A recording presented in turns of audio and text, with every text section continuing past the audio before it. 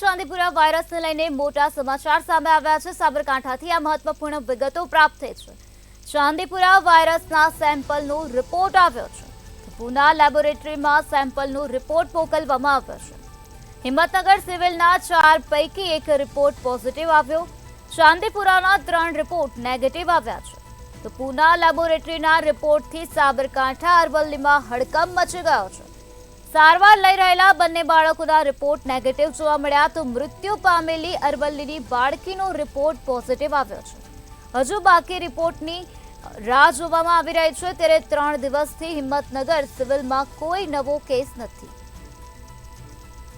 ચાંદીપુરા વાયરસને લઈને સાબરકાંઠાથી આ મહત્વપૂર્ણ સમાચાર સામે આવ્યા। ચાંદીપુરા વાયરસના સેમ્પલનો રિપોર્ટ પ્રકાશમાં આવ્યો છે, જ્યાં પુના લેબોરેટરીમાં સેમ્પલનો રિપોર્ટ મોકલવામાં આવ્યો હતો, જેમાં હિંમતનગર સિવિલના 4 પૈકી 1 રિપોર્ટ પોઝિટિવ આવ્યો છે। તો પુના લેબોરેટરીના રિપોર્ટથી સાબરકાંઠા અરવલ્લીમાં હડકંપ મચી ગયો છે। ચાંદીપુરાના 3 રિપોર્ટ નેગેટિવ આવ્યા છે। તો આ જ મુદ્દે વધુ માહિતી આપવા માટે આપણી સાથે સંવાદદાતા ચિરાગ મેઘા જોડાઈ ગયા છે। ચિરાગ, સાબરકાંઠામાં ચાંદીપુરા વાયરસના સેમ્પલનો રિપોર્ટ આવ્યો છે, જેમાં 3 રિપોર્ટ નેગેટિવ આવ્યા છે અને 1 રિપોર્ટ પોઝિટિવ આવ્યો છે। શું છે વધુ માહિતી?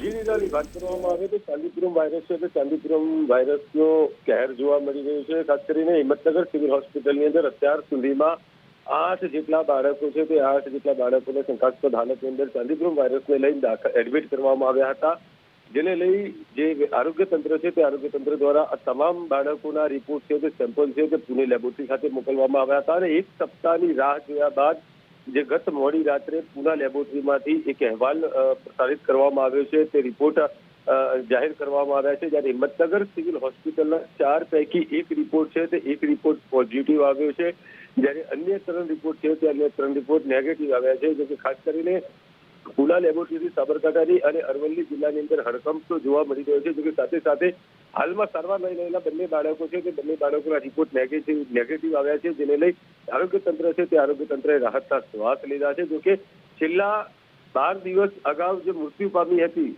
જે દુઃખની વાત એ કહેવાય કે 12 દિવસ અગાઉ જે દીકરી મૃત્યુ પામી હતી અરવલ્લીની કિંજલ લીલામાં, તેનો રિપોર્ટ આજે પોઝિટિવ આવ્યો છે। અને એ દીકરી છે તે 12 દિવસ અગાઉ જ આ જે ચાંદીપુરમ વાયરસ છે તે ચાંદીપુરમ વાયરસને કારણે મોતને ભેટી હતી, અને આજે તેનો રિપોર્ટ છે તે રિપોર્ટ પોઝિટિવ આવ્યો છે। જોકે હજુ બાકીના રિપોર્ટની પણ રાહ જોવાઈ રહી છે। ક્યાંક ને ક્યાંક પુણે લેબોરેટરી દ્વારા 1 સપ્તાહ કરતા પણ વધુ સમય બાદ જે આ રિપોર્ટની જાહેરાત કરવામાં આવી છે, તેને લઈ આરોગ્ય તંત્ર એક તરફ ખુશ જોવા મળી રહ્યું છે, તો એક તરફ દુઃખી પણ જોવા મળી રહ્યું છે। તો બીજી તરફ હજુ પણ અન્ય જે રિપોર્ટો છે તે અન્ય રિપોર્ટોના સેમ્પલો જે મૂકવામાં આવે છે, સેમ્પલ મોકલવામાં આવે છે, સેમ્પલોના રિપોર્ટ તાત્કાલિક ઝડપથી પુણે લેબોરેટરી દ્વારા જાહેર કરવામાં આવે ત્યારબાદ જ સાચી હકીકત સામે આવશે। પરંતુ હાલ તો જે ચાંદીપુરમ વાયરસ છે તે ચાંદીપુરમ વાયરસને લઈ 1 રિપોર્ટ છે તે પોઝિટિવ આવ્યો છે અને અન્ય 3 રિપોર્ટ નેગેટિવ આવ્યા છે। જોકે રાહતના સમાચાર એ કહી શકાય કે હાલ જે હિંમતનગર સિવિલ હોસ્પિટલ ખાતે 2 બાળકો સારવાર લઈ રહ્યા છે, 2 બાળકોના રિપોર્ટ નેગેટિવ આવ્યા છે, જેને લઈ આરોગ્ય તંત્ર અને સ્થાનિક તંત્રએ રાહતનો શ્વાસ લીધો છે। જી ચિરાગ, સમગ્ર માહિતી આપવા બદલ આભાર।